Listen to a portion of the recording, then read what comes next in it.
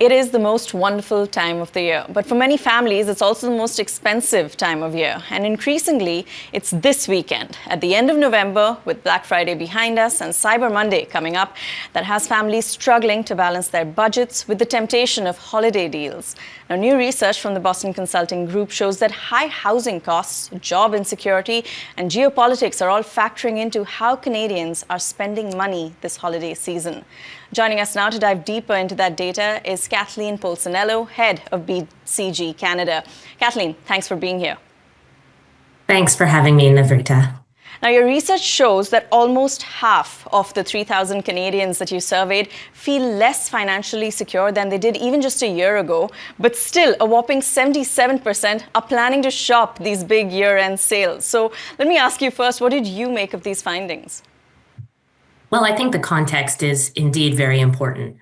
Half of Canadian consumers, as you say, feel less financially secure. One of the most staggering statistics that we saw in the report is 1 in 3 Canadian households would not be able to cover their monthly expenses if their income stopped.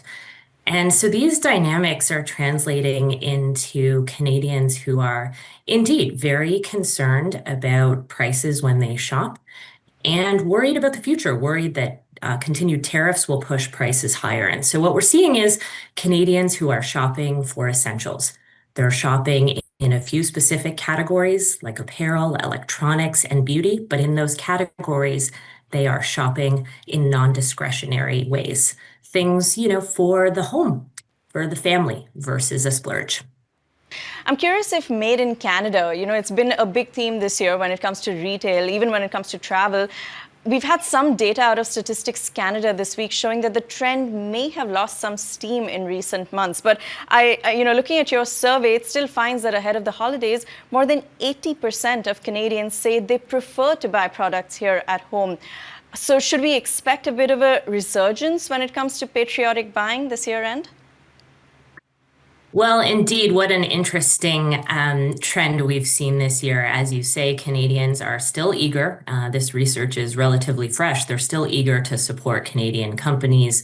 As you said, 80% of them prefer to buy Canadian-made products. And almost more interestingly, I'd say they're even willing to spend about 10% more for them against the backdrop that we just talked about.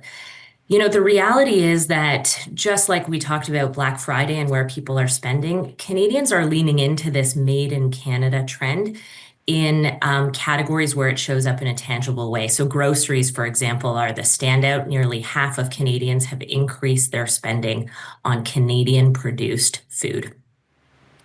How is AI, particularly generative AI, factoring into the way we shop this year? Because your research shows that a lot of Canadians, around 40%, say they're already using AI to look for these deals. So what does that look like? Because I'd imagine some of us are already using AI maybe without knowing it.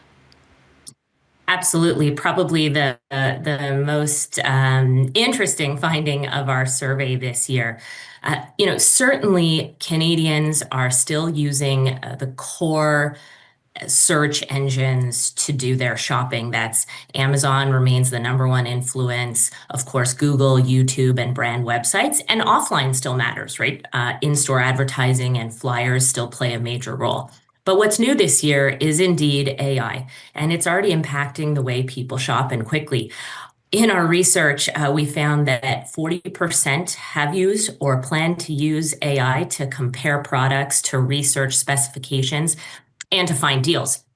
And Nivrita, probably the most interesting thing is, maybe not surprising, is Gen Z and millennials. They're already up at 50%, so they are absolutely leading this trend.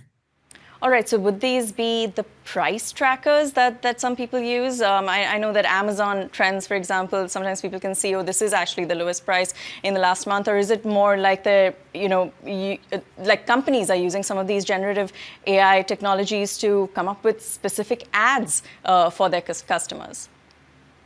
Well, absolutely. On the consumer side, what we're seeing is product comparison, specification. So what really are the details of the product that I'm buying and how do those compare across products and brand.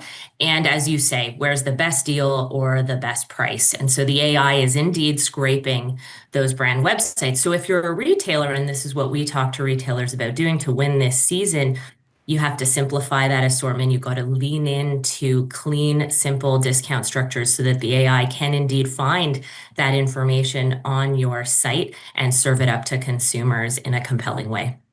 Does this give you any insight about what consumer spending will look like going into the new year? Because we just had GDP numbers for the third quarter, that showed we did avoid a technical recession. But we know, and your research does show, that the anxiety around household incomes is high. The unemployment rate is up. How will this shape the way we spend going forward? Yeah, I mean, I wish I had a crystal ball, Nivrita. I'm sure most people do. I think those GDP numbers indeed um, were helpful, but obviously very affected by the trade factors, so exports and imports, and the underlying consumer fundamentals haven't changed. And so, if I go back to where we started, the reality is Canadians are spending. They're spending roughly as much as they did last year during this time of year, but they're approaching it with cautious optimism. And certainly relative to other economies like the United States, which we cover extensively as well, they are spending less and they're more cautious going into this period. I know you touched on it briefly, but if I could just ask you, what can companies, what can businesses do to give consumers what they're looking for at a time like this? Absolutely. I mean, retailers are indeed doing what they can, and they're facing some of the same cost pressures that consumers are feeling. What we're seeing them do is simplifying what it is that they bring to consumers. So really bringing the brands and the products that are trendy or essential this season. They are leaning on their private label offers, so their own brand offering, and they're offering clean discount structures. What do I mean by that? Actually, Canadians really care about a simple, intuitive discount structure. A percentage off, as an example. It's very different than in other markets we see in our research where consumers are okay with a volume discount or something more complex. Canadians don't want that. They want something simple. So our message to retailers is be early. Consumers are shopping early. Be clear with what you're offering and be consistent.